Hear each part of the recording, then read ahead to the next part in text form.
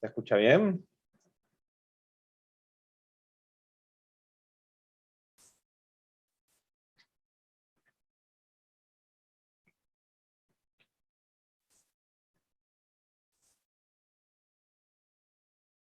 Bien, gracias, Franco, por contestar. Vamos a esperar unos minutos y arrancamos.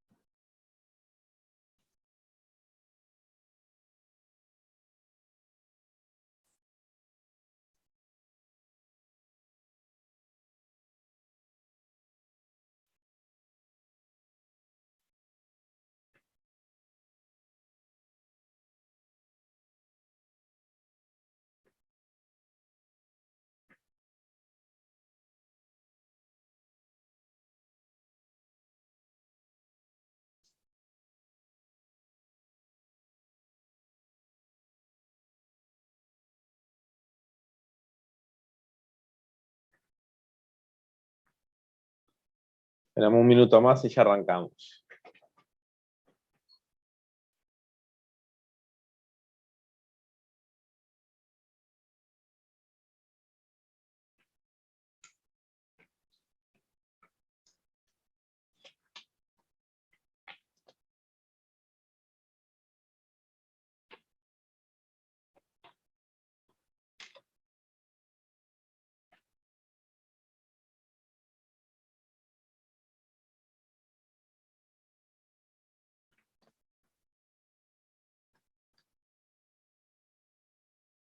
¿Alguna duda que les haya quedado de la clase pasada? ¿Algún concepto que quieran repasar?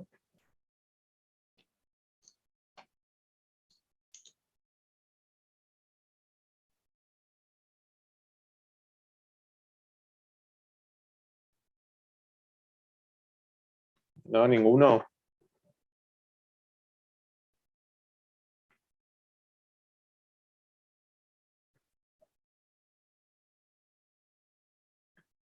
Bien. Entonces, si no hay duda, vamos a arrancar en lo que nos habíamos quedado, que era el concepto de la unidad económica administrativa. Habíamos visto parte de la clase pasada, que a la hora de hacer el cálculo de si un contribuyente estaba exonerado del impuesto del patrimonio afectado a la actividad agropecuaria, o si debía que pagar sobre tasa, había que hacer el cálculo no solo individual, sino también habría que hacer el cálculo si parte de su patrimonio se encontraba afectado a una unidad económica administrativa, había que hacer el cálculo por parte de esa unidad económica administrativa, de forma de ver si esa parte del patrimonio mantenía la exoneración, estaba exonerado o si tenía que pagar sobre tasa. ¿Sí?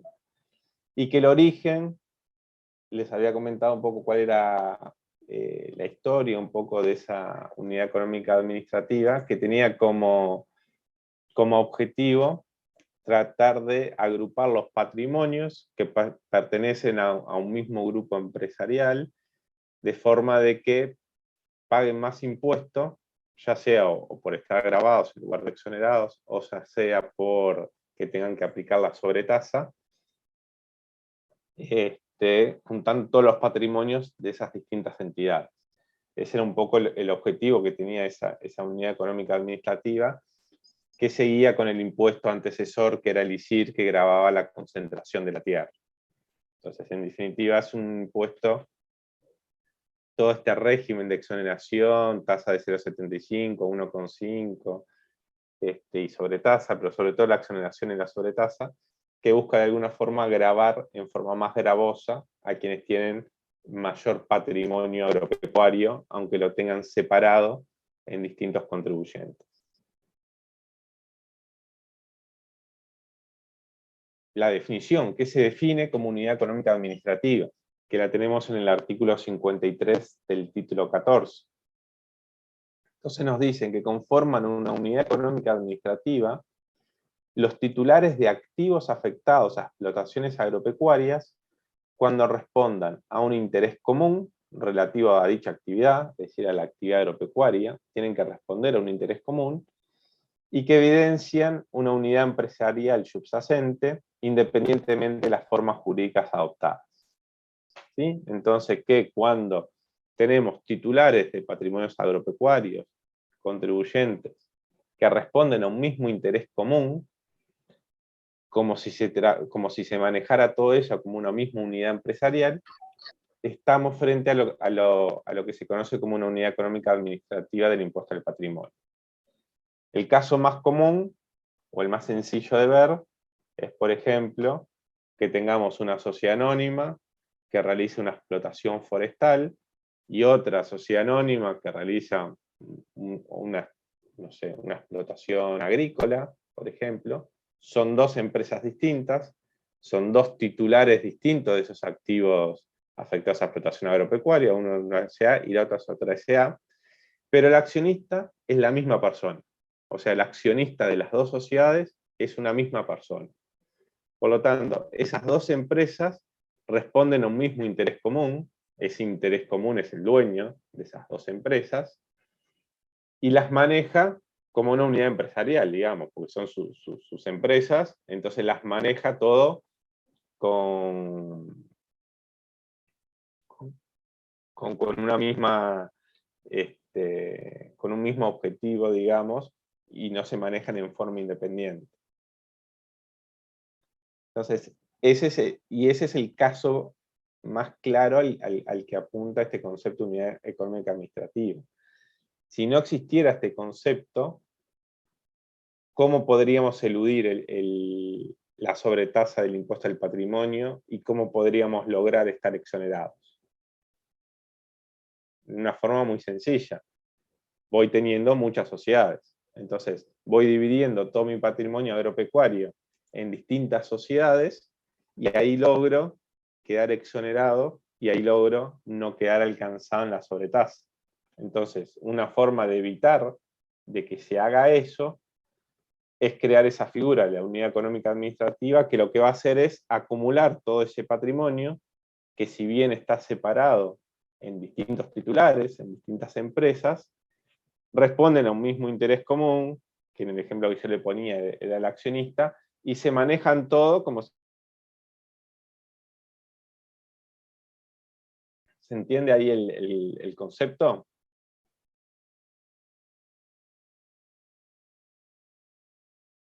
Bien. Seguimos con la misma lógica de que si no responden, es que entiendo que entendieron.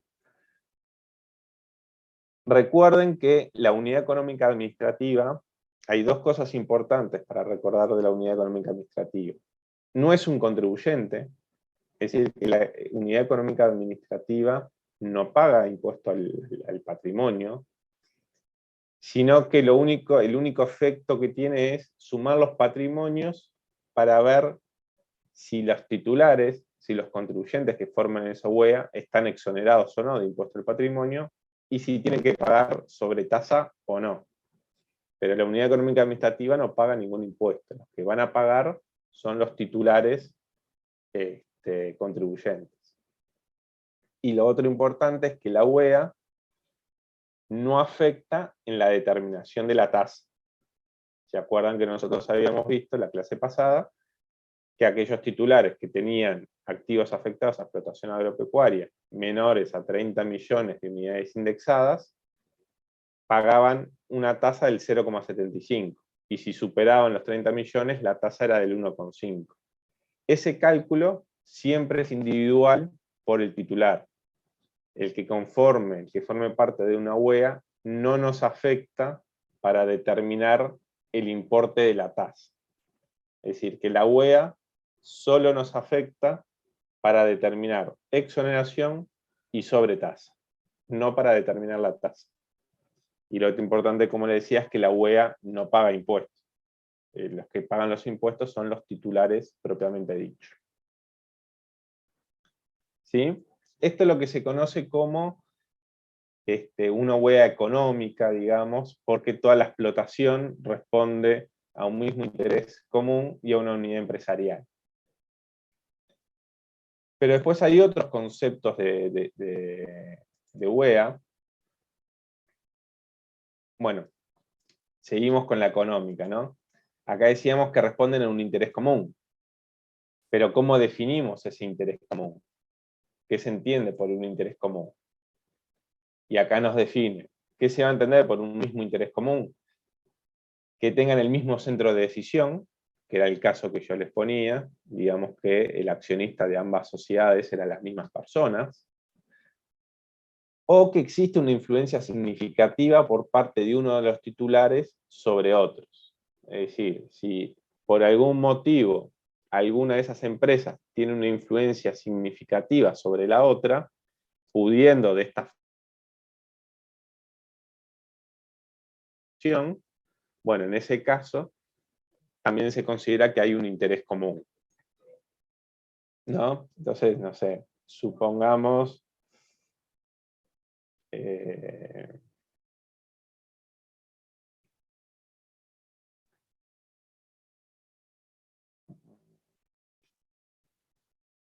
ahora justo no se me viene no se me viene ninguno a la cabeza.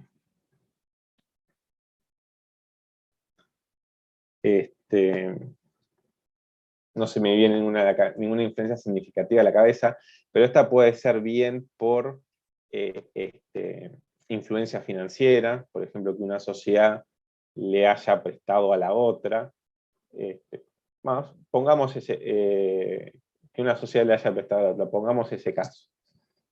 Eventualmente podría haber un titular que tenga una explotación agropecuaria y otro titular, otra empresa que tenga otra explotación agropecuaria. Cada una de estas sociedades con accionistas distintos, es decir, que su centro de decisión en principio no es el mismo. Pero supongamos que esta sociedad se financia para realizar su explotación agropecuaria con un préstamo que le dio esta otra sociedad. Y el importe del préstamo es tan grande que esta sociedad, para asegurarse de poder cobrar el crédito, el préstamo que le dio, termina influyendo en en qué explotación hace, qué es lo que cultiva, qué es lo que cosecha, qué precio vende, etcétera, porque de alguna forma se quiere asegurar de poder cobrar ese préstamo.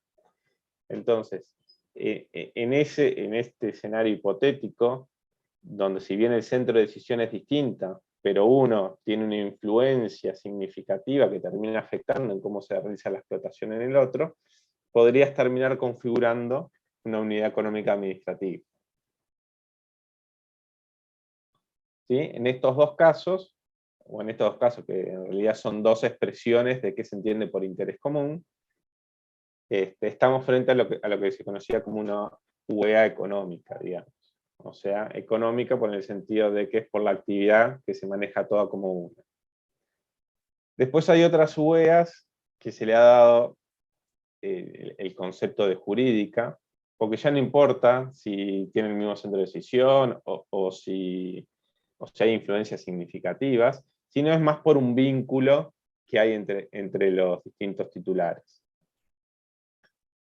¿Y quiénes conforman una unidad económica administrativa? Las sociedades civiles y condominios no contribuyentes de este impuesto, que sean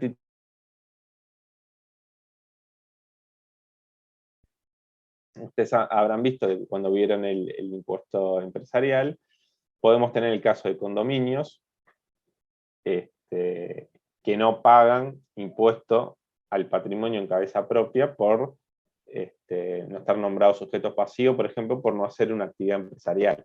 Y ahí lo que hacen es asignan ese patrimonio a cada uno de los condóminos, y cada uno de los condóminos paga impuesto al patrimonio en cabeza propia. ¿Sí? Ese podría ser el caso de, vamos a suponer, dos hermanos que son dueños de un campo en condominio, es decir, que los dos son dueños del mismo campo, y a cada uno le corresponde un 50% del campo, en forma indivisa, pero bueno, son dueños del mismo campo, que lo dan en arrendamiento a un tercero. Como se lo dan en arrendamiento a un tercero, no están realizando, no entran dentro de la IRADE ni por forma jurídica, ni por realizar una actividad empresarial. Lo que tendrían que hacer es asignar el arrendamiento a cada uno de los dueños, y los dueños, bueno, pagan su IRPF por ese arrendamiento, y le asocian el valor del patrimonio. En ese caso, las normas del impuesto al patrimonio te dicen, bueno, no me importa si lo arriendan, si cada uno se lo arrienda a personas distintas, a los efectos del impuesto al patrimonio, ustedes son una UE. Aunque sean independientes y uno se lo arriende a Pepito y el otro se lo arriende a Juancito, o uno quiere hacer una explotación agropecuaria en la parte de su campo y el otro lo quiere arrendar, a los efectos del impuesto al patrimonio, esa separación de actividades no les importa, y lo que dicen es, como ustedes son un condominio y no pagan impuesto en cabeza propia, los voy a considerar una UE. Y para ver si ustedes están exonerados por la parte de su patrimonio, si tienen que pagar por sobretasa, háganme el cálculo considerando todos los inmuebles o todo el patrimonio afectado al condominio. ¿Se entendió eso del condominio? Sí, profe. Bien. Entonces, ya no van a ver si la actividad se realiza, responde al mismo interés o a una misma actividad, sino que es más por su vinculación. Bueno, en el mismo caso sería una sociedad civil, y lo mismo pasa con los cónyuges. Puede ser que un matrimonio, el marido y cada uno maneje en forma distinta, uno una actividad forestal y el otro una actividad ganadera, con total independencia, tomando decisiones cada uno de su propia explotación, pero por el hecho de ser cónyuges, ya consideran que forman una unidad económica administrativa, y por lo tanto, para ver si individualmente están exonerados o tienen que pagar sobretasa, tenemos que hacer el cálculo del artículo 38 en forma conjunta, porque formarían parte de esa unidad económica administrativa. Entonces, estas dos son los que se conoce como una unidad jurídica, digamos. Pero nos sacaron algunas UEAs, o algunas posibles UEAs, dijeron, bueno, estos casos puntuales no son UE. No están incluidas las cooperativas agrarias ni las sociedades de fomento rural, ¿no? Porque si uno se ponía a empezar a hilar fino, se podría dar que las cooperativas agrarias entre distintos productores o sociedades de fomento rural, donde cuales se juntan para tener sinergias y tener mejores precios, o de alguna forma colaborar con ciertos costos, podrían caer en ese concepto de unidad económica administrativa, y se dijo, bueno, no es la idea de que estas sociedades sean tratadas como una UEA, y por lo tanto expresamente se las excluyó, ¿sí? A las cooperativas agrarias y a las sociedades de fomento rural se las excluyó, y cada uno de los cooperativistas, digamos, hacer su cálculo individualmente, o los que integren la sociedad de fomento rural. Y esto es lo que le decía, que la UEA se aplica solo para determinar la exención y la sobretasa. No nos influye para determinar la tasa. La tasa siempre es un cálculo individual del contribuyente.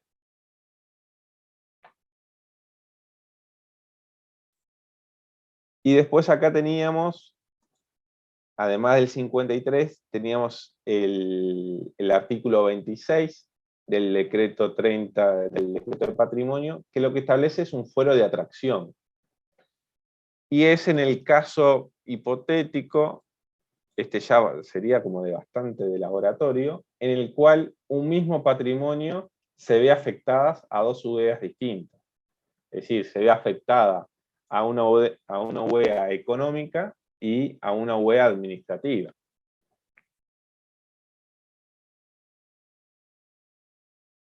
Nos dice, las actividades afectadas a explotaciones agropecuarias por las entidades a que refiere el inciso tercero del artículo 53, que se reglamenta, y si vamos al artículo 53 del decreto, del título, perdón, el artículo 53 del título,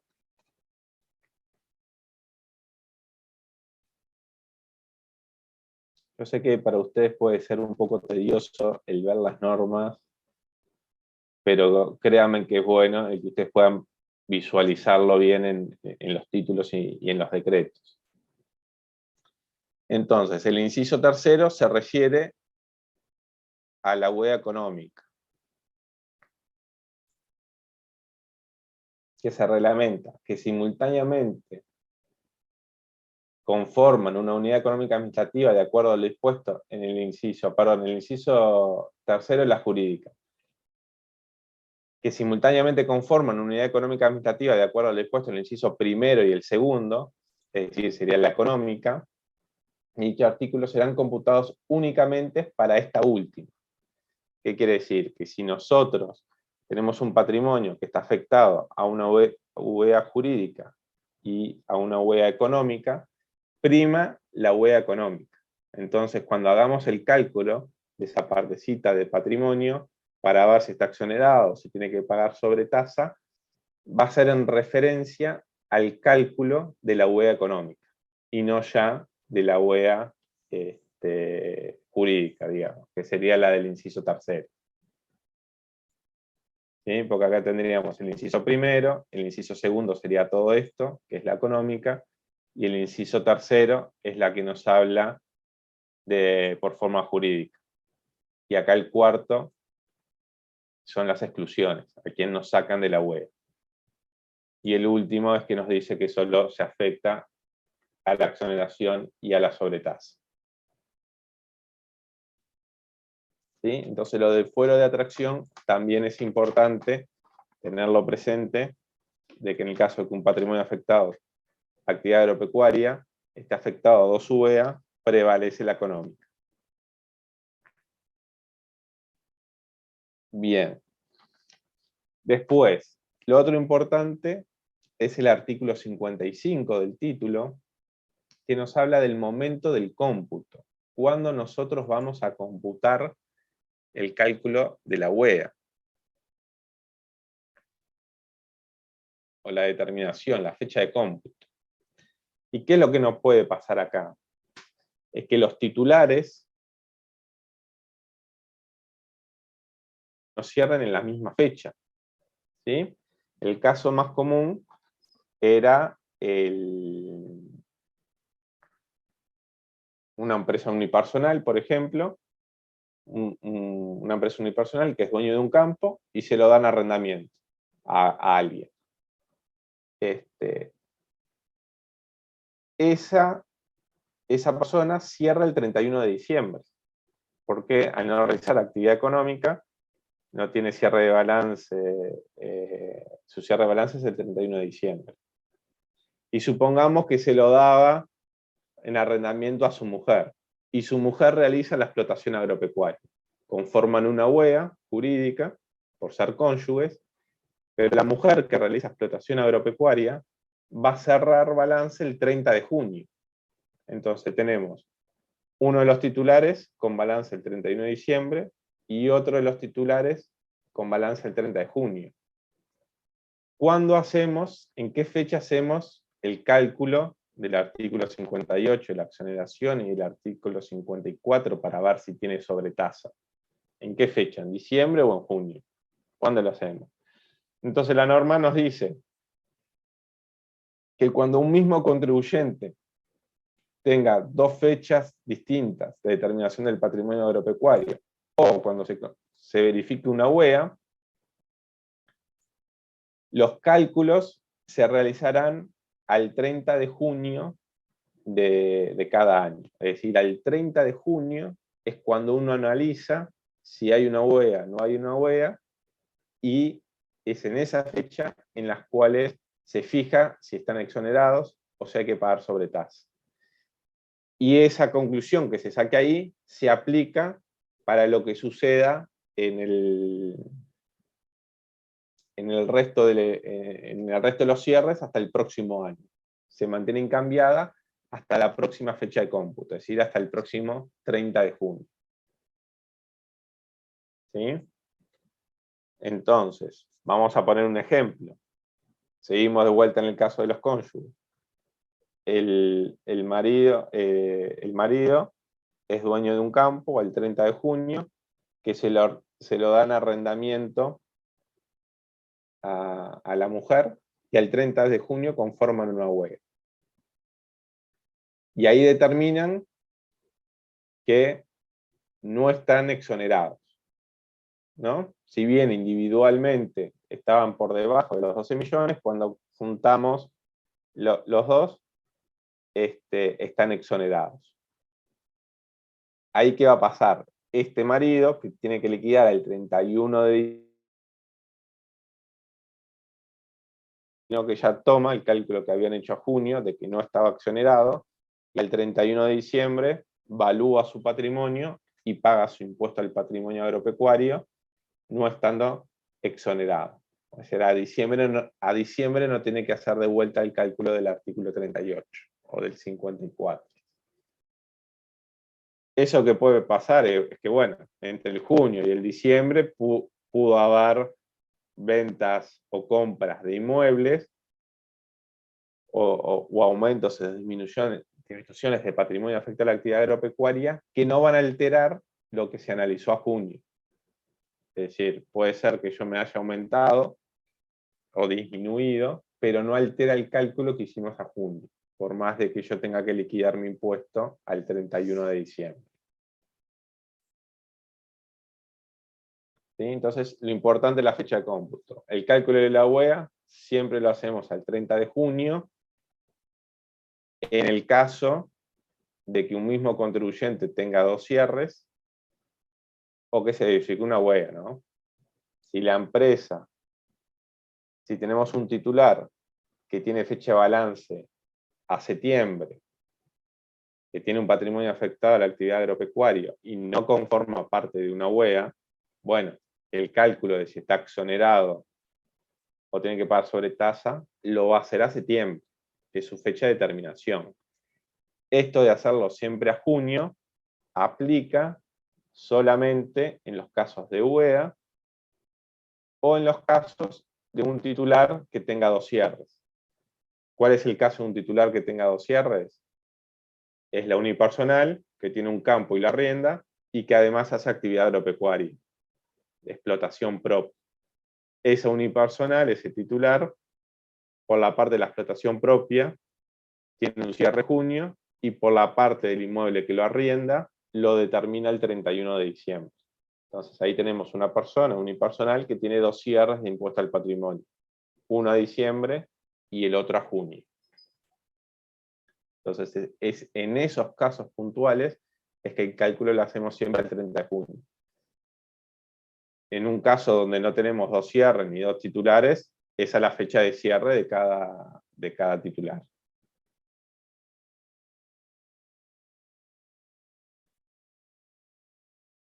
¿Se entendió? Esto es la fecha de cómputo. Sí. Bien. Vamos ahora a la última transparencia nomás, que es un tema formal, que esta unidad económica administrativa se tiene que inscribir en la DGI. No es e informa quiénes son sus integrantes. Entonces dice, bueno, esta unidad económica administrativa está conformada por tales empresas, da los números de RUT, y determina al 30 de junio, primero se inscribe y dice quién es la forma, y luego presenta una declaración jurada, se presenta en septiembre, con los datos al 30 de junio, informando cómo le dio el cálculo del artículo 38, para así determinar si están exonerados ese patrimonio o si tienen sobretasa los titulares por ese patrimonio. ¿Sí? Entonces, debe inscribirse informando a sus integrantes y el 30 de junio de cada año declara cómo le dio el cálculo del artículo 38. ¿Sí? Este es un requisito formal que tiene que cumplir la unidad económica administrativa.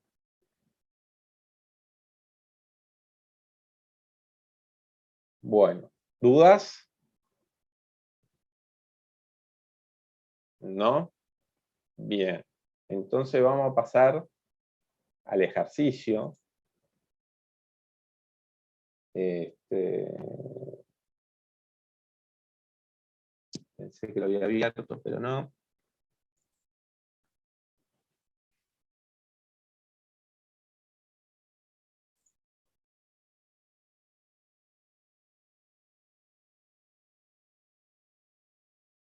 ¿No? Este sería el ejercicio referente al patrimonio agropecuario. Entonces nos dice, una sociedad de hecho tributa a partir del ejercicio, no, este es el IRAE, perdonen. Este no era.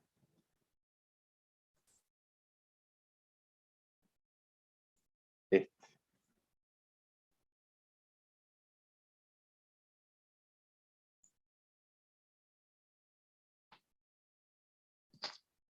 Ahora sí, impuesto al patrimonio agropecuario. Entonces nos dice, determine para los siguientes casos si corresponde tributar impuesto al patrimonio agropecuario y su sobretasa al 30 de junio del 2021, indicando las alícuotas correspondientes. Entonces nos dan el índice de precio de agricultura, ganadería, caza y silvicultura.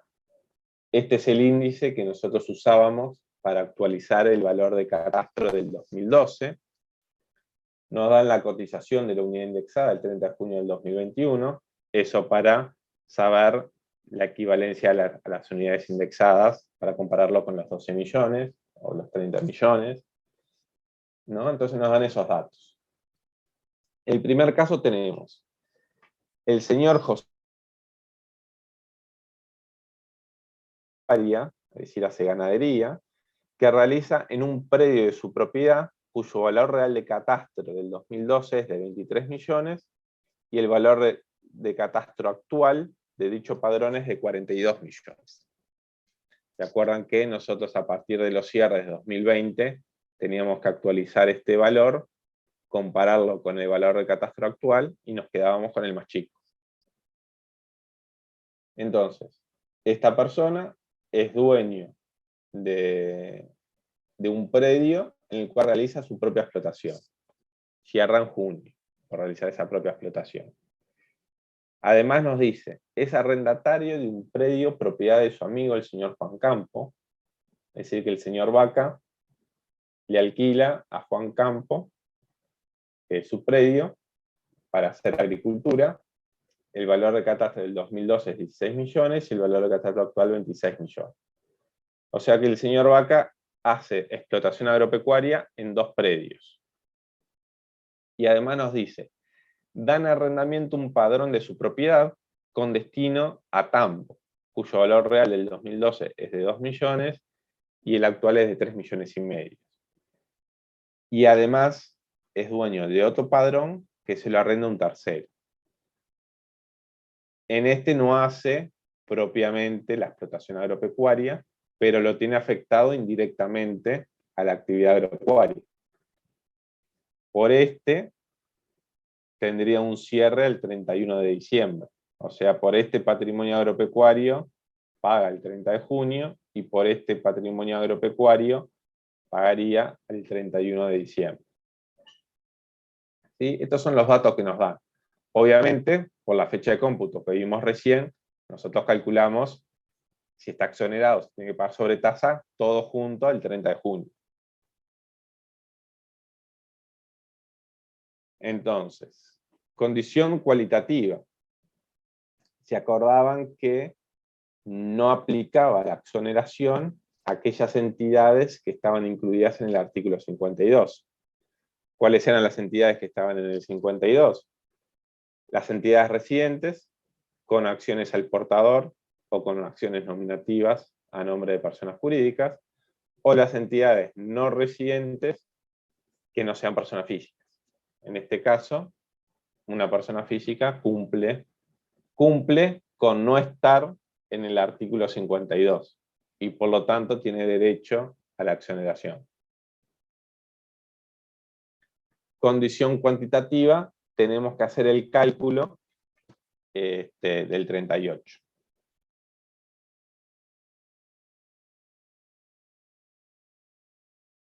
Valores del 2012, los coeficientes de noviembre a noviembre, acuérdense que la actualización va de noviembre a noviembre, nos está tomando el noviembre de 2020 desde el noviembre de 2012.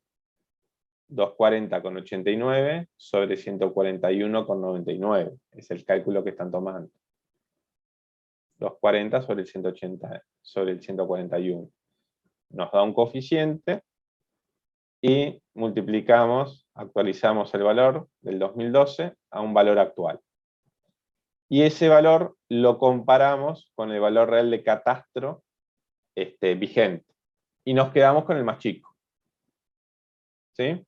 Esto es a partir de los cierres del 2020. Eso ténganlo en cuenta porque si ven ejercicios anteriores, no estaba esta comparación con el valor de catastro actual. Esto es algo nuevo de ahora.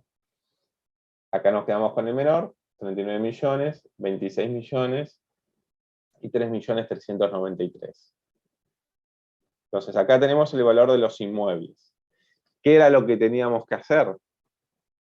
Calcular en concepto de bienes muebles y semovientes un 40% de los inmuebles propios, explotemos o no directamente, nosotros hagamos directamente o no la explotación. Entonces, el 40% de los 39, el 40% de los 26, el 40% de los 3.393.000. Y acá determinamos nuestro activo computable para el cálculo de la exoneración. Del primer padrón es la suma del inmueble más el 40%. 39 más los 15 nos dan los 54. Del segundo, el inmueble es de un tercero, no es un patrimonio mío. Pero yo igual tengo que computar el 40% porque yo estoy realizando la explotación ahí. Y si yo estoy realizando la explotación, se supone que tengo bienes muebles y semovientes. Pero como no es mi inmueble, solo computo el 40%. Es decir, acá el valor del inmueble no lo sumo para mi activo. Pues yo solo lo exploto. Y en el tercero sí, sumo el valor del inmueble, porque yo soy el dueño, más el 40%. La suma de estos tres valores nos da 69 millones, lo dividimos por la UI al 30 de junio de ese año, y nos da 14 millones. 14 millones es arriba de 12 millones. Por lo tanto, ¿qué va a pasar? Va a pasar que no vamos a estar en una tasa de impuesto al patrimonio del 0,75, tanto para el patrimonio por la explotación como para el patrimonio del inmueble que se lo dio a un tercero. En los dos casos voy a aplicar un 0,75 y no voy a tener sobretasa porque la sobretasa arranca a partir de los 30 millones. Salvo que fuera una entidad incluida en el 52, los cuales empiezan a pagar sobretasa a partir de los 12 millones. Y en este caso no estaríamos con sobretasa. ¿Dudas con este cálculo?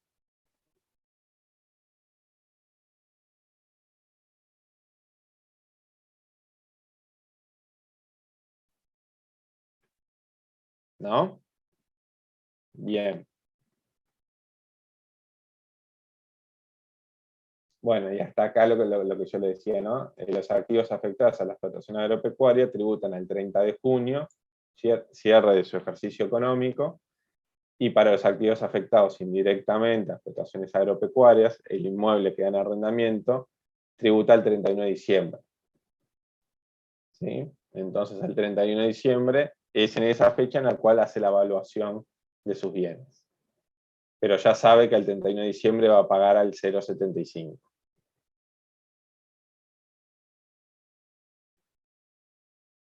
¿Sí?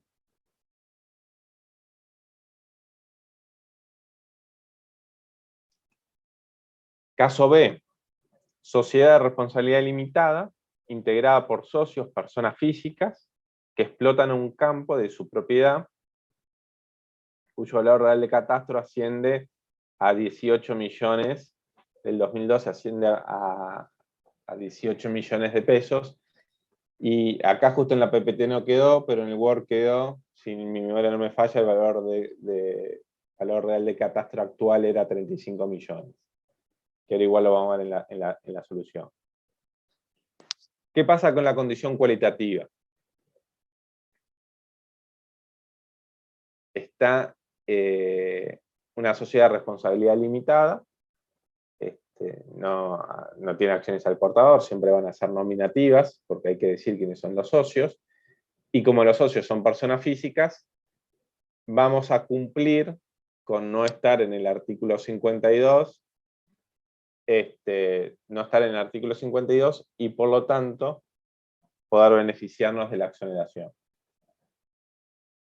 Porque los socios son personas físicas. Si los socios quedaban incluidos en el 52. Entonces, ¿cómo hacemos el cálculo? 33 millones, no 35. Los 18 millones los actualizamos para el mismo índice, nos da 30, lo comparamos con el valor real de catastro actual, es menor el 30, me quedo con el 30, el 40% me da 12, me sumo me da 42, los 30 más los 12, dividido la UI, llegamos a 8.600.000 UI, que es menor a los 12 millones de unidades indexadas, y por lo tanto vamos a tener la exoneración. Y también no vamos a quedar incluidos en la sobretasa, porque es menor a 30 millones. ¿Sí? ¿Dudas acá con esto? No. Bien. Sigamos con el C. Igual que el B, pero en la hipótesis de que el titular es una sociedad anónima, con acciones nominativas, propiedad de personas jurídicas. ¿No? Acá ya no vamos a cumplir con la condición cualitativa. Es decir, vamos a quedar incluidos en el artículo 52, porque si bien hay acciones nominativas, no están a nombre de personas físicas, sino de personas jurídicas. Entonces, por más de que estemos por debajo de las 12 millones de unidades indexadas, los números no cambiaban, no vamos a gozar de la exoneración. Y por lo tanto vamos a tener que pagar impuesto al patrimonio agropecuario. Ahora bien, como estamos por debajo de los 30 millones, nuestra tasa para el impuesto al patrimonio va a ser del 0,75% y no del 1,5%. Y además, por estar debajo de las 12 millones de unidades indexadas, no vamos a tener que pagar sobretasa. En este caso, por estar incluidos en el artículo 52, nos aplica la primera escala de sobretasa, y por eso hacemos el cálculo con los 12 millones y no con los 30 que veníamos haciendo antes. las entidades que están en el 52 se le aplica la primera escala y por lo tanto empiezan a pagar sobretasa a partir de que superen los 12 millones. En este caso no lo supera, no paga sobretasa y la tasa es del 0,75. Vamos al ejercicio 2. Y nos dice, el señor José Vaca es titular únicamente de las explotaciones referidas en los primeros dos apartados. Era dueño de un inmueble y lo explotaba, se lo arrendaba a un amigo y además era dueño de, bueno, en los primeros dos apartados del ejercicio 1,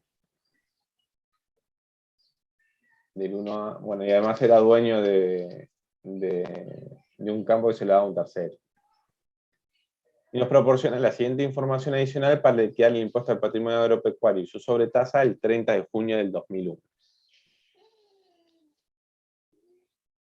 Entonces, esto vamos a verlo en el Word. Acá llegan. ¿Lo están viendo? Sí. Sí.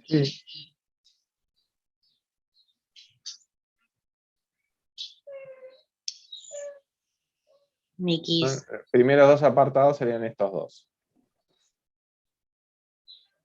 Entonces, además de los inmuebles, ¿qué vamos a tener?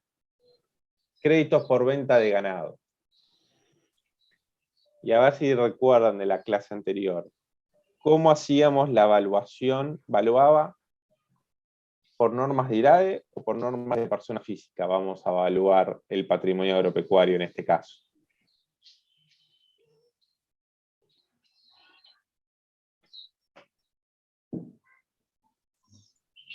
¿No se acuerdan? No. Nosotros lo que hacíamos era todos los que no todos los contribuyentes iban a evaluar su patrimonio por normas de personas físicas, salvo los que estaban incluidos en el artículo 52 y no eran sociedades personales, como una sociedad anónima. Entonces, salvo ese caso que esté en el 52 y que no sea una sociedad personal, salvo ese caso, todos los otros tenían que evaluar el impuesto al patrimonio por normas de personas físicas. Y después teníamos una opción que si ese contribuyente liquidaba el IRAE por contabilidad suficiente, podía optar por ir por las normas del IRAE, salvo en lo referente a la evaluación de los inmuebles rurales. Esa era una opción que tenían los que liquidaban el IRAE por contabilidad suficiente. ¿Y cuál era la gran característica que tenía la evaluación por personas físicas? Era que los bienes muebles y semovientes de la explotación agropecuaria se evaluaban de una forma ficta, es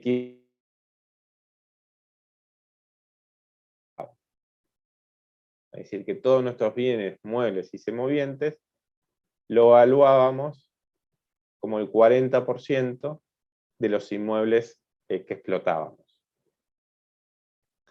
¿Qué incluíamos en ese concepto de bienes muebles y semovientes?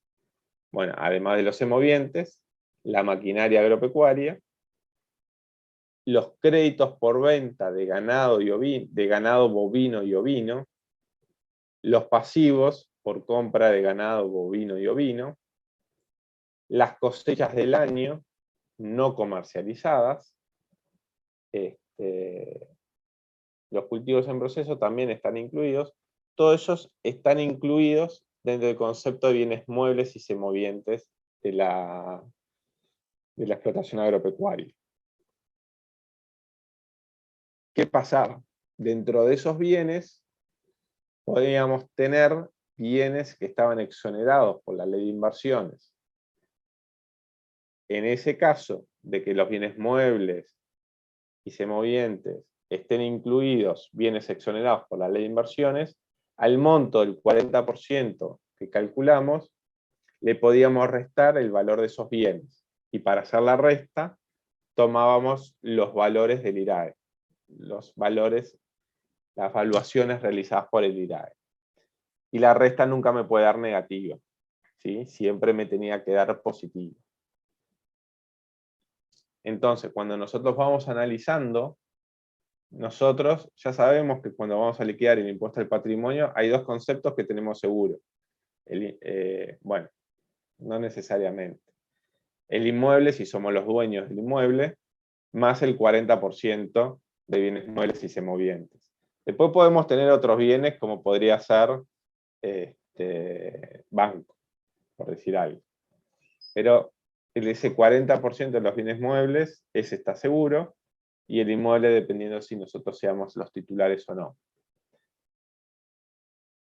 Entonces, los créditos por venta de ganado, por 300.000, ya sabemos que los vamos a tener incluidos dentro de ese 40%. O sea que este 300.000 no nos influye a nosotros para determinar nuestro activo grabado, porque van a estar dentro del ficto del 40%. Las cosechas de trigo existentes al cierre del ejercicio, cuyo valor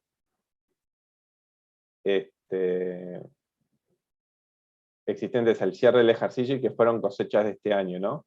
Y cuyo valor de mercado se estima en 2 millones y su costo de producción de 1,5 millones. Esto nos serviría para normas de IRAE, pero ya sabemos están incluidas en el valor del ficto, en el valor del 40%. Por lo tanto, estos dos valores no nos afectan. Los cultivos en proceso, es decir, hicimos trabajos en la tierra, quizás sembramos la semilla, quizás aplicamos algún agroquímico, pero todavía no cosechamos la producción, por eso están en proceso. De 3,5 millones, también se consideran que están incluidos en el concepto de bienes muebles y semovientes, por lo tanto estos 3,5 millones tampoco nos afectarían. ¿Qué pasa con el ganado? Los semovientes también están incluidos en el concepto de bienes muebles y semovientes, están incluidos en el 40%, pero, si se acuerdan de la clase pasada, nosotros teníamos dos grandes conceptos que teníamos dentro de la ley de inversiones: la maquinaria agropecuaria y determinado ganado productivo. Generalmente eran toros, vacas y vaquillonas, y el correlativo en lo que tenía que ver con las ovejas, que están exoneradas en un cierto porcentaje por la ley de inversiones. Ese monto nosotros lo podríamos descontar del ficto, es decir, reducimos el valor del ficto. Y acá en la letra nos dice, valor según normas de IRAE de semovientes exentos, conforme a la ley 16.906, la ley de inversiones, es 800.000. Por lo tanto, esos 800.000 nosotros se lo podemos restar al ficto. Y lo mismo nos va a pasar con la maquinaria agrícola, adquirida bajo la modalidad de leasing financiera junio del 2021 por 1.100.000. Una máquina agrícola que la incluimos este año, que la compramos este año, no la amortizamos todavía, por lo tanto, este sería su valor por IRAE, porque tampoco la revaluamos. Supongamos que se opta por amortizar y revaluar al año siguiente. Este importe lo vamos a poder descontar del 40% del ficto. Entonces, cuando vamos acá a la liquidación,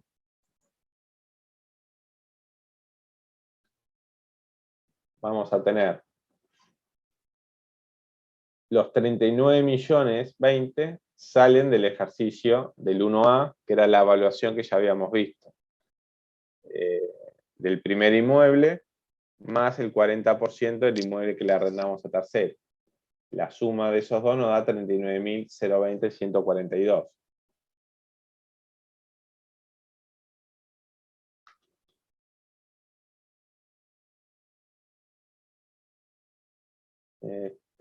Era 39.020.142. Este es el valor del inmueble del cual yo soy el titular, soy el dueño. ¿Cuánto es el 40%? Es la suma de este más la suma de este, ¿no? Los 15 millones, que es el 40% de esto, porque yo en este inmueble estoy haciendo el padrón, más el 40% del inmueble que le arrenda un tercero. 15 más 10, esto me da cerca de 26 millones. Debería ser el ficto que nosotros tenemos acá calculado, 26 millones. El 40% del inmueble propio, más el 40% del inmueble que le arrendamos a un tercero. Esto es lo que le comentaba recién. El valor del crédito ya está incluido dentro de estos 26 millones, o sea que estos 300 no los tengo que sumar. Las cosechas también están incluidas acá, por lo tanto no lo tengo que sumar. Los cultivos en proceso también están incluidos. El ganado también está incluido, pero le puedo descontar, le puedo restar al valor del ficto aquel ganado incluido en la exoneración por inversión. Y lo mismo me pasa con la maquinaria. La maquinaria está incluida en los 26 millones, pero como está exonerada, me dejan restarlo. Entonces, mi valor del 40% eran 26 millones, pero le puedo restar 800, le puedo restar 1.100.000, por lo tanto, mi valor del ficto termina en 24.108.057. ¿Se entendió cómo es el cálculo ahí del 40%? Hay varias cosas a tener en cuenta acá, en el 40%. La primera es saber sobre qué inmuebles, aplicarlo sobre todos los inmuebles, no solo sobre el que soy dueño, sino también sobre un inmueble que se lo esté arrendando a un tercero. El 40% es sobre todo el inmueble que yo exploto. Ese es un punto. El otro punto es saber qué conceptos quedan incluidos en el ficto para no sumarlos en forma adicional.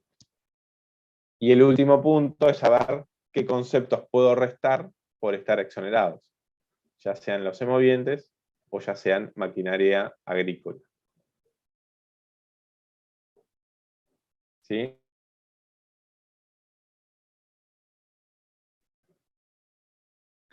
Después tenemos tres conceptos de pasivos. Uno es la deuda con el BROW por el leasing, cuyo saldo el 30 de junio del 2021 asciende a 1.110.000.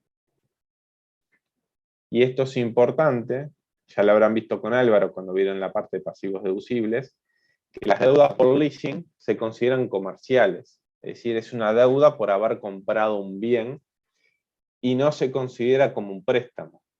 Al no considerarse como un préstamo, no hay que hacer el promedio de la deuda del leasing, sino que la deuda del leasing se considera para la liquidación del impuesto del patrimonio por el saldo que tenga y no por el promedio, que es lo que nos surge acá en la deuda con bancos privados por 600.000 para la compra de insumos agropecuarios utilizados en el proceso de producción, y nos dicen que el promedio es de 300.000. Y nosotros vamos a poder deducir esa deuda financiera por 300.000. Y después teníamos deuda por compra de ganado, 50.000. Esta no la vamos a poder deducir porque está incluido en el valor del ficto. Indirectamente nos dicen esos 26 millones ya consideran los pasivos por la compra de ganados. Entonces acá no vamos a poder tomarlo como pasivo la deuda por compra de ganado. Ahí tenemos un pasivo deducible de 1.410.000, un activo de 63, la diferencia nos da 61, la tasa se había determinado por ser menor a 30 millones de unidades indexadas, el activo computable por el cálculo que habíamos hecho antes era del 0,75, y nos da un IP de 462.886. ¿Sí? Y sobre tasa estaba exento. ¿Sí? ¿Dudas?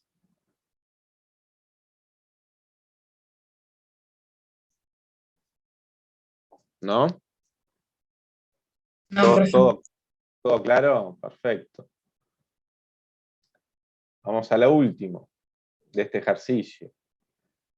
Nos dice, indique conceptualmente qué habría cambiado en el cálculo antes realizado, el que acabamos de hacer, en caso que el titular de la explotación agropecuaria hubiera sido una SRL, en lugar de una persona física, una SRL, con socios personas físicas y con una facturación mayor a unidades indexadas 4 millones.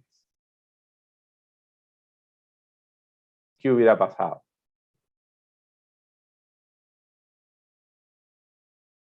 Esto debería ser en el ejercicio anterior. Estas entidades, como una SRL, que va por normas de personas físicas para el impuesto al patrimonio, pero como su facturación es mayor a 4 millones de unidades indexadas, esto debería ser al cierre anterior, está obligado a liquidar IRAE y a liquidar IRAE por el régimen de contabilidad suficiente. Entonces, ¿qué pasaría? Puede tener la opción, por tener que liquidar IRAE por el régimen de contabilidad suficiente y no liquidar por IRAE ficto, al hacerlo por el régimen de contabilidad suficiente, puede tener una opción de ir por las normas de personas físicas o ir por las normas de IRAE, salvo en la evaluación del inmueble rural, que siempre vamos a tener que ir por la evaluación del valor real de catastro actualizado. ¿Sí? Pero en ese cambio que nos hacían en la letra, podíamos tener la opción de liquidar por normas de IRAE. Si nosotros liquidáramos por normas de IRAE, en lugar de incluir 26 millones por el ficto, ¿qué íbamos a evaluar? Cada uno de los conceptos que estaban acá. Los créditos por 300.000, las cosechas, dependiendo de si opté por producción o por valor de mercado, este valor o este, los cultivos anuales por 3,5 millones, las cabezas de ganado serían 400 cabezas por el valor de DGI de 65.000, o sea, bueno, ahí no sé el cálculo cómo hacía. No es medio alto, 65.000, pero bueno, 65.000 por las 400 cabezas. Los 800, la maquinaria lo hubiera evaluado a 1.100.000, y luego esto también lo descontaba, ¿no? Obviamente. Pero si hubiéramos por normas de IRAE, cada uno de los rubros incluidos en el ficto los teníamos que evaluar por las normas de IRAE.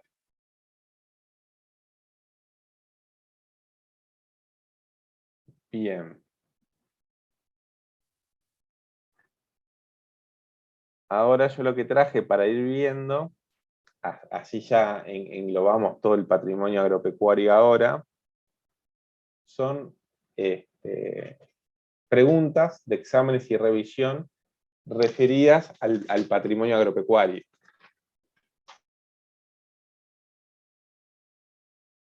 Podemos ir viendo.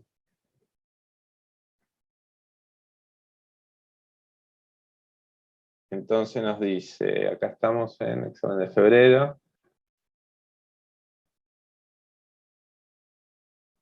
Esta.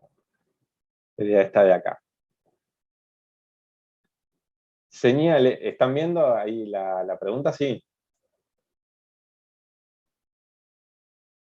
Estimo que sí. Sí, se ve, sí. Entonces nos dice, señale cuál de las siguientes afirmaciones no es correcta. Es decir, hay 3 correctas y una incorrecta. Para el caso de una empresa, de una persona física que realiza explotación agropecuaria como unipersonal, siendo, o sea, realiza directamente la explotación agropecuaria, siendo el valor de activos afectados a dicha explotación de 31 millones de unidades indexadas, o sea que estamos por arriba de los 12 millones, Cálculo efectuado según lo dispuesto por el artículo 38. El artículo 38 es el que aplicamos para la exoneración, mientras que el patrimonio grabado por el IP de la explotación asciende a 20 millones de unidades indexadas. El cálculo del patrimonio grabado, para el único que nos sirve es para aplicarle la tasa o la sobretasa. No nos determina nuestro patrimonio grabado si estamos exonerados o no, ni cuál es el valor de la tasa o el valor de la sobretasa. Lo que nos determina eso es siempre el cálculo de los activos por el artículo 38. ¿Sí? Eso es lo que se buscaba evaluar acá. Entonces, bueno, las tres primeras son correctas. La explotación agropecuaria deberá pagar la sobretasa del impuesto al patrimonio. Esta es correcta porque la sobretasa, en el caso de entidades no incluidas en el 52, arrancaba a partir de los 30 millones de unidades indexadas. Como esta entidad tiene 31 millones, va a tener que pagar esta entidad, esta persona, tiene activos por 31 millones, va a tener que pagar sobretasa. Por lo tanto, por eso esta es correcta. Los bienes muebles y semovientes de la explotación se calculan como el 40% del valor real actualizado de los inmuebles asiento de la explotación, menos el valor de los bienes muebles exonerados por la ley de inversiones. Esta también es correcta, porque es una empresa que tiene que evaluar por normas de persona física. Si estuviéramos en una entidad incluida en el 52, que no sea sociedad personal, bueno, ahí sí tendríamos que ir por las normas de IRAE, pero no es el caso.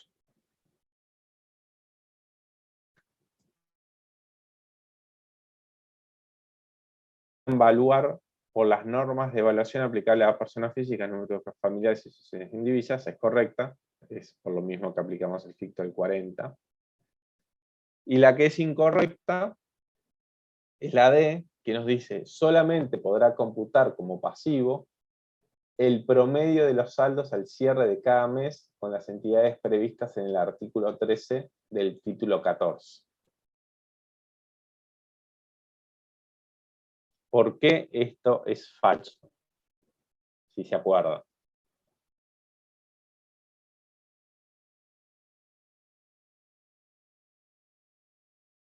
Solamente podrá computar este pasivo.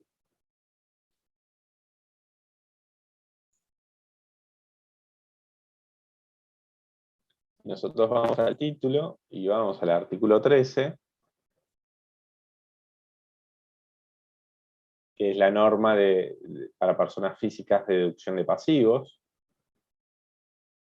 Nos dicen que efectivamente las personas físicas solo pueden descontar el promedio de las deudas financieras. Pero al final nos dice, para los titulares de explotaciones agropecuarias serán además aplicables las deducciones de los literales B, C, D y E del artículo 15, que eran todo el resto de los pasivos que se admite para el patrimonio de industria y comercio. Pero esto, como yo les había comentado, es siempre y cuando seas el titular de la explotación agropecuaria. Si tengo un patrimonio afectado indirectamente, es decir, soy dueño de un campo y se lo doy para que lo explote un tercero, esa persona, dueño de un patrimonio agropecuario equivalente a un campo, solo va a poder deducir el promedio de las deudas financieras. Pero si realiza la explotación él directamente, en lugar de darlo en arrendamiento, puede descontar más pasivos. Y ese es el caso en que estamos acá. Es una persona física que realiza la explotación agropecuaria. Entonces, como realiza la explotación agropecuaria, puede descontar, además del promedio de los saldos financieros a fin de cada mes, los otros pasivos que tenga, las otras deudas que permiten los literales que veíamos anterior, deuda por compra de servicios o de bienes, los tributos, etc. ¿Sí? Entonces, esta es falsa porque esta persona realizaba directamente la explotación agropecuaria. ¿Sí? ¿Se entendió eso?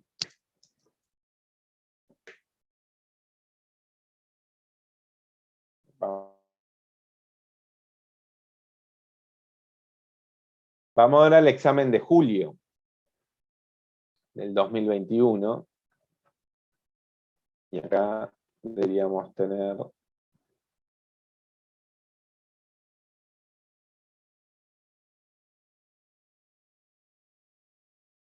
Acá tenemos la primera.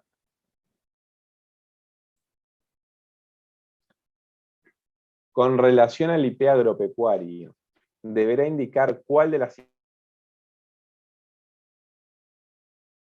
Acá tenemos una correcta y 3 mal. Seleccione 1. Todos los contribuyentes del IP deben evaluar los bienes inmuebles rurales por el valor real de catastro aplicable para el año 2012, el que se reajustará anualmente por el índice de precio de Casa de Agricultura y Silvicultura, publicado por el INE. Ya sabemos que esta no es correcta. ¿Por qué no es correcta? ¿Qué es lo que tiene mal?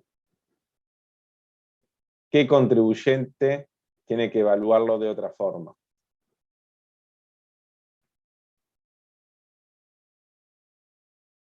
Los que tienen que evaluarlo de otra forma eran los contribuyentes que estaban incluidos en el artículo 52, que no eran sociedades personales.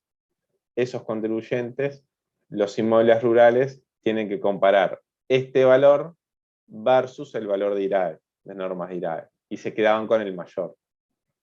Y como les comentaba en la clase pasada, generalmente el valor por normas de IRAE es bastante más grande que este valor.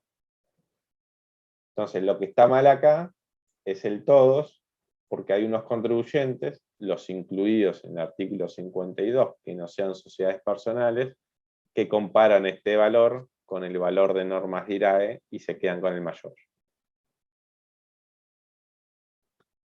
Vamos a la opción B.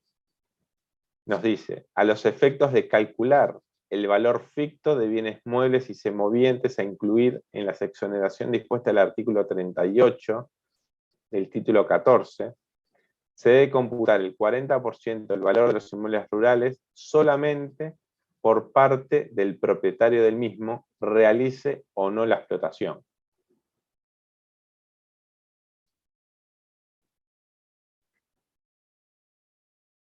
Y acá, ¿qué es lo que está mal? Es que este 40% lo tiene que calcular tanto el propietario como el que explota, que era lo que vimos en el ejercicio recién.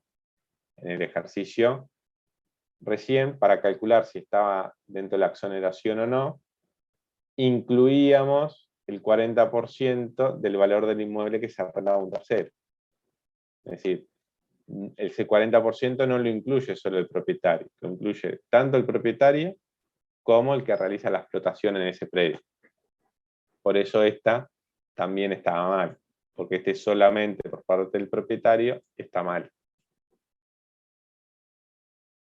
La C nos dice, el patrimonio afectado a explotaciones agropecuarias se evalúa en todos los casos según el título 14. De vuelta, esto está mal, tanto por las entidades incluidas en el 52, que no sean entidades personales, que esas van por las normas de IRAE, no pueden ir por personas físicas, como por aquellos que si bien van por norma de persona física, liquidan el IRAE por contabilidad suficiente y podrían optar por las normas de IRAE, salvo por la evaluación del inmueble. Entonces, esto también está mal, porque tenemos el caso de la del 52 y tenemos la opción. Entonces, en todos los casos, esto acá está mal. Y la última, que la correcta, nos dice, el patrimonio afectado a explotaciones agropecuarias por parte de una sociedad anónima con acciones nominativas, propiedad de personas físicas residentes, se encuentra exonerada del IP cuando el valor de los activos afectados a la explotación, determinados según los criterios establecidos en el artículo 38, no supera los 12 millones de unidades indexadas. Esta es correcta. ¿Sí?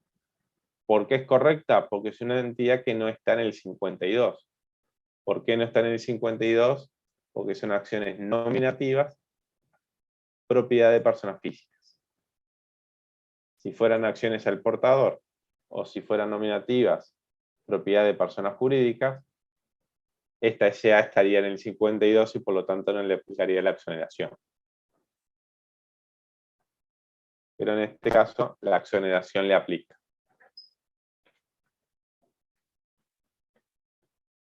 ¿Dudas con esta pregunta? Bien, sigamos con otra. Con relación al IP agropecuario, deberá indicar cuál de las siguientes afirmaciones es correcta. De vuelta, una correcta y 3 incorrectas. La primera nos dice, en caso de verificar la existencia de una unidad económica administrativa, deberá calcularse la exoneración dispuesta por el artículo 38, considerando el valor de los activos afectados a la explotación agropecuaria por el titular o por terceros, más los de la UE. ¿No? Acá lo que nos está diciendo es, bueno, si verificás una UEA, vas a tener que hacer el cálculo del artículo 38 por el patrimonio que conforma la UE. En caso de que supere los 12 millones, la exoneración no resulta aplicable tanto para el patrimonio afectado por la UEA como para el resto del patrimonio del contribuyente. Porque la exoneración no es aplicable solamente para el patrimonio afectado a la UEA. Para el resto del patrimonio del contribuyente, el cálculo de la UEA no me afecta. ¿Sí? Eso es lo que habíamos visto en la primera clase, que nosotros podíamos tener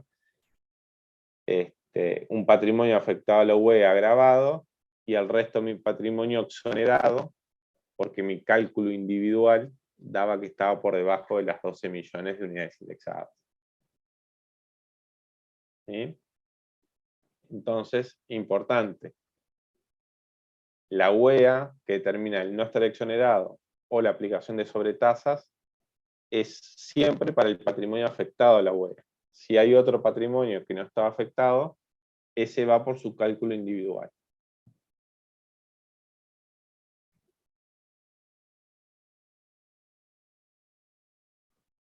¿Dudas? ¿No? Bien. El B nos dice, un mismo contribuyente puede aplicar distintas alícuotas para liquidar la sobretasa, aunque no forme parte de una UEA. Esto no es correcto. Si forma parte de una UEA, sí puedo tener distintas tasas, porque el patrimonio afectado a la UEA tendrá la tasa según el cálculo de la UEA, y el otro patrimonio tendrá sobretasa o no, y tendrá el valor de esa sobretasa por el cálculo individual del contribuyente. Entonces ahí sí pueden coexistir dos alícuotas de sobretasa. Solo si forman parte de una UEA. Pero si no forman parte de una UEA, la sobretasa que voy a aplicar es única. Me fijo en qué escala caí, si la del 0,7, la del 1, la del 1,3 o la del 1,5, en función en cuál haya caído, esa alícuota es para todo el patrimonio. La única forma que pueda tener dos alícuotas es si formo parte de una UE. La tercera es la correcta. Nos dice, en caso de verificar la existencia de una unidad económica administrativa, deberá calcular la exoneración dispuesta por el 38, considerando el valor de los activos afectados a la UEA. En caso de que supere los 12 millones, la exoneración no resulta aplicable para el patrimonio afectado a la UEA, pero no necesariamente para todo el patrimonio del contribuyente. ¿Sí? Entonces, para el resto del patrimonio del contribuyente, no aplica el que esté grabado. El que esté grabado, o en el caso de la consulta no exonerado, dependerá del cálculo individual. ¿Sí? Es igual a esta, nada más con la opción correcta. Y la última nos dice, en caso de verificar la existencia de una unidad económica administrativa, ello podría determinar la aplicación de una tasa de impuesto mayor. Y esto es lo que está mal. Porque la UEA solo nos afecta la exoneración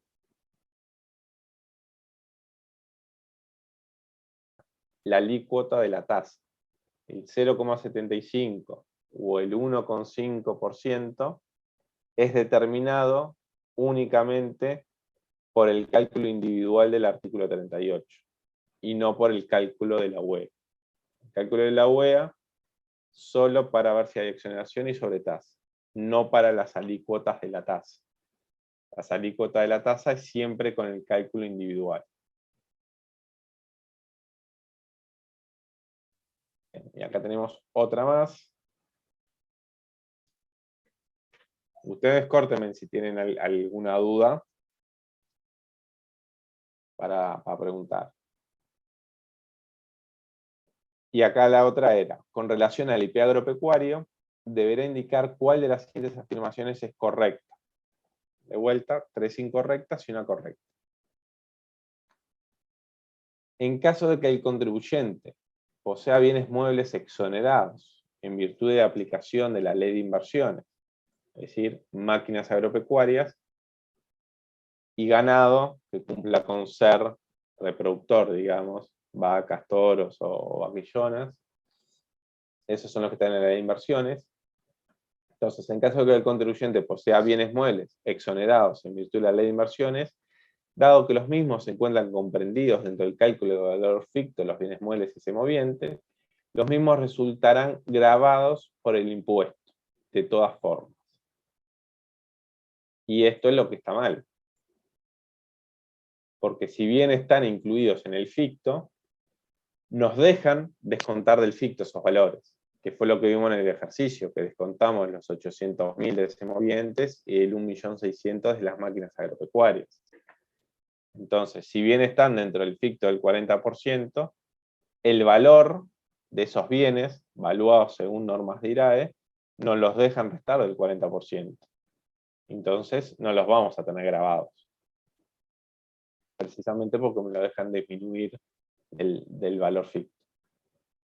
Acuérdense que este valor nunca me puede quedar negativo, ¿no? No puedo deducir más que el valor del 40%.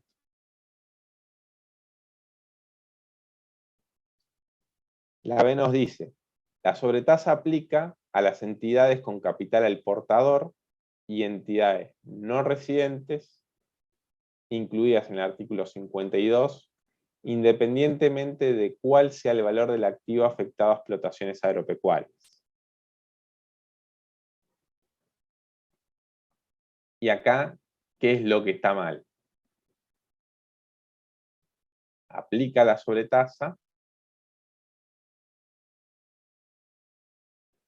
porque si ustedes se fijan, la sobretasa arrancaba cuando tu patrimonio superaba los 12 millones. Si no superaba los 12 millones, no había sobretasa.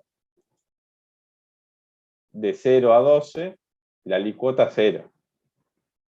Entonces uno empieza a pagar sobretasa cuando el importe del cálculo por el artículo 38 supera los 12 millones.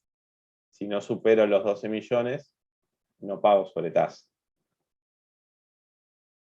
Entonces, no es independiente al valor del activo afectado, sino que tiene que superar los 12 millones.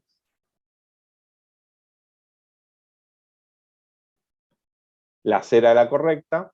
Las entidades con capital del portador y entidades no residentes, incluidas en el artículo 52, no gozarán de la exoneración dispuesta en el artículo 38, a menos que coticen en bolsa según las condiciones del artículo 34 del decreto 30 del 2015.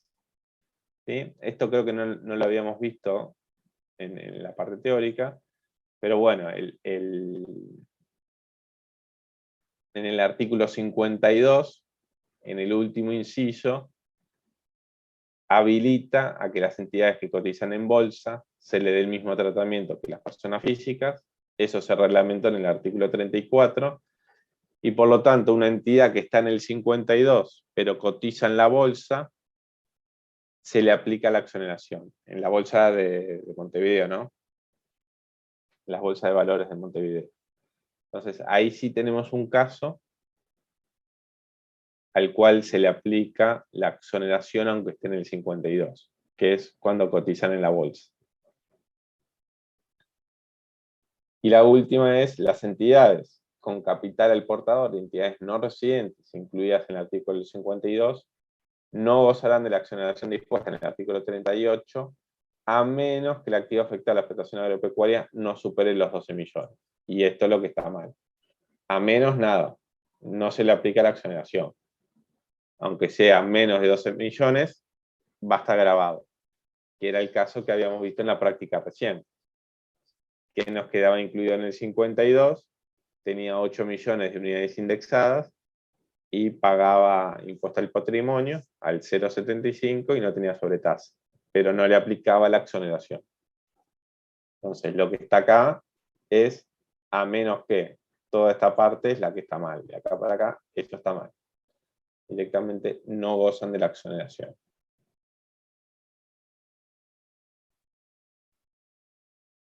Bien. ¿Dudas?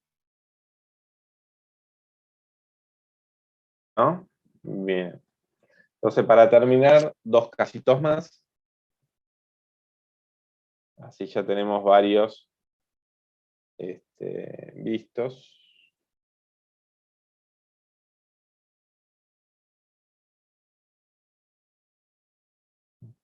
No me acuerdo dónde estaba.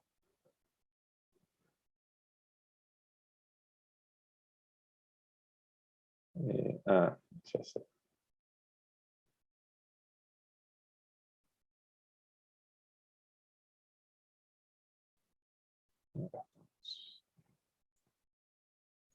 Ahí.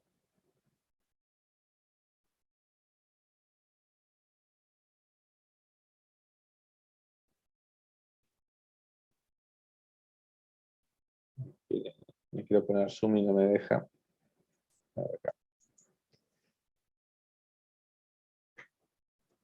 Entonces la pregunta 16. Una entidad realiza explotación agropecuaria en padrones rurales de su propiedad.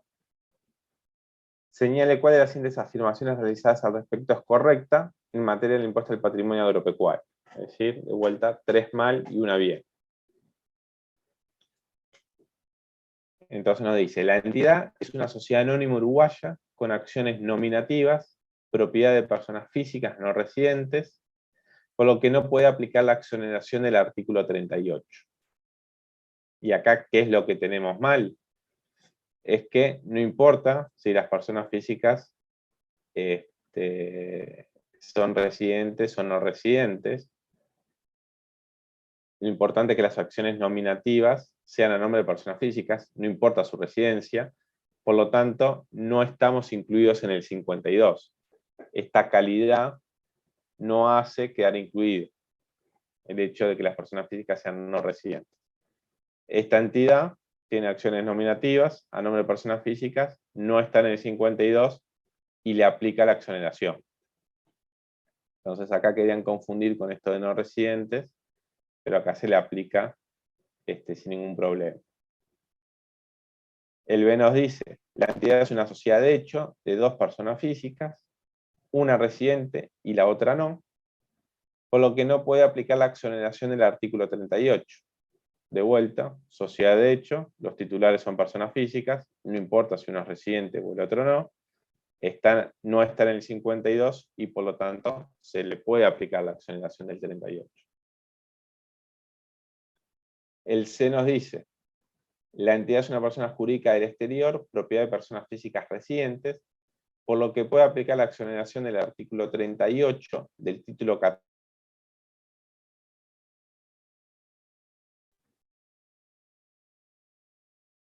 Acá el problema es que la persona jurídica es del exterior.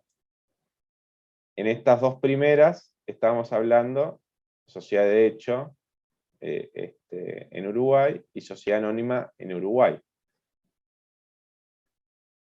En las entidades locales Si las participaciones están a nombre de personas físicas, no estoy en el 52 y aplico la exoneración. Pero las entidades del exterior ya están en el 52, independientemente de quiénes sean sus titulares. Por eso, esta está mal. Esta no puede aplicar la exoneración, porque al ser una entidad no residente, ya queda incluida en el 52. Y la que era correcta era la cuarta, que nos dice: la entidad es una sociedad de responsabilidad limitada constituida en Uruguay, propiedad de personas físicas no residentes, por lo que puede aplicar la exoneración. De vuelta, puede aplicar la exoneración. Entidad local con propietarios personas físicas. Y en este caso, cuando la entidad es local, no importa si las personas físicas son locales o no. Entonces, aplicamos la exoneración. Y el último casito son las personas físicas que liquidan el impuesto al patrimonio agropecuario, deberán determinar el valor de los bienes muebles y semovientes de la explotación agropecuaria mediante el cálculo FIP. Se realizarán al respecto una serie de afirmaciones. Una de ellas es incorrecta. Esto es al revés, tenemos 3 correctas. Las camionetas utilitarias no están incluidas en el ficto. Esto es correcto. Los vehículos se evalúan de forma distinta y no están incluidos en el ficto. Si ustedes leen el artículo 9 y las normas del decreto de cómo evaluamos los vehículos, estos se evalúan por el 25% del valor de la patente. ¿Sí? Entonces, si tienen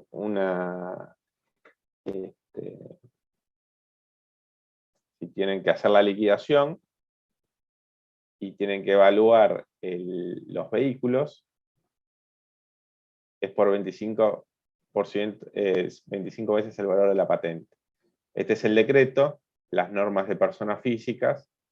En el F teníamos el ficto de semovientes, y en el A tenemos los vehículos automotores, que nos dicen cómo lo evaluamos, y es la patente de rodados multiplicado por 25. Patente de rodados sin bonificaciones ni sanciones. ¿Sí? Norma de persona física, los bienes muebles de la explotación agropecuaria por el ficto del 40, los vehículos no están dentro del ficto y lo evaluamos por 25 veces el valor de la patente. Obviamente, para estar en el patrimonio agropecuario, tiene que ser un vehículo que está afectado a esa actividad agropecuaria, ¿no? Un vehículo que nosotros lo estamos usando para esa actividad agropecuaria.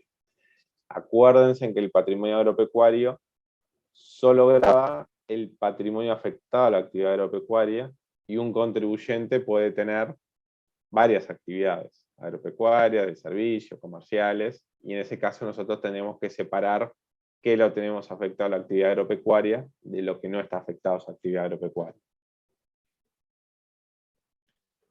Entonces, esta era correcta. La B nos dice: los deudores por venta de lana del ejercicio están incluidos en el ficto. Es correcto, están incluidos en el ficto. Los créditos por venta de lana, ganado bovino y ganado ovino. Los pasivos por compra de vacunos se encuentran incluidos en el ficto. También es correcto. No vamos a descontar los pasivos por la compra de vacunos, como nos pasó en el ejercicio que vimos en la práctica, porque están incluidos dentro del ficto. ¿Cuál es la incorrecta? Era la última. Las cosechas no comercializadas de ejercicios anteriores, no las del año, sino las del ejercicio anteriores, se encuentran incluidas en el ficto. Estas no están incluidas en el ficto. Las únicas que están incluidas es lo que coseché en el año y lo tengo en stock y no lo vendí. Si después llego al otro cierre del ejercicio y las sigo teniendo en stock, bueno, esas cosechas ya dejan de estar incluidas en el ficto y las vamos a tener que evaluar por las normas por su valor, digamos, no van a quedar incluidos dentro del ficto. Probablemente se termine agarrando el costo de producción o el valor en plaza.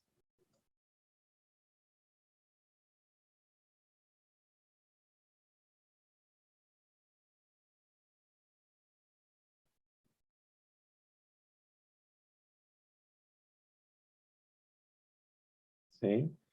En ese caso de las cosechas, que no quedan incluidas dentro del ficto, o sea, que no quedan incluidas en el literal F, las normas de persona física, al final nos dicen todos los demás bienes y derechos a los que no sea posible aplicar las normas establecidas precedentemente, porque no están incluidas, se evaluarán mediante tasación practicada por la persona idónea en la materia, pudiendo la Dirección General de Impositiva impugnar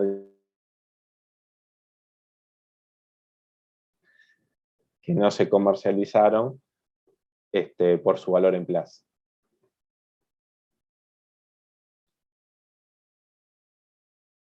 Bien, ¿dudas de alguno de estos casitos o de algo que le haya quedado del patrimonio agropecuario?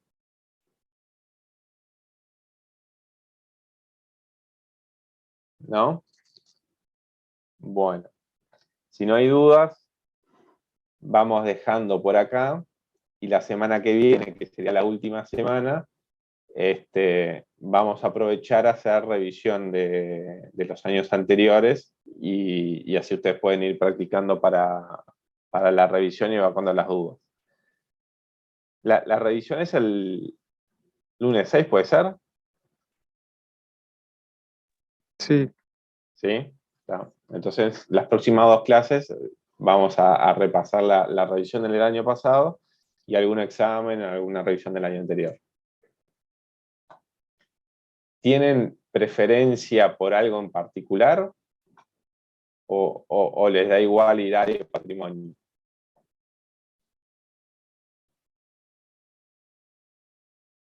Les da igual. Hacemos a la par entonces ejercicios de IRA y de patrimonio. Sí, de lo que pregunten más. No, van a haber 2 ejercicios, o sea, van a haber 2 ejercicios, no sé cuántos ejercicios van a haber, pero van a preguntar de los 2 temas. Yo simplemente por si había algún tema que le resultaba más fácil o más difícil, digamos. Pero si no, hacemos de los 2 casos, de patrimonio y de IRAE. Bueno, muy bien. Buen fin de semana y nos estamos viendo el lunes.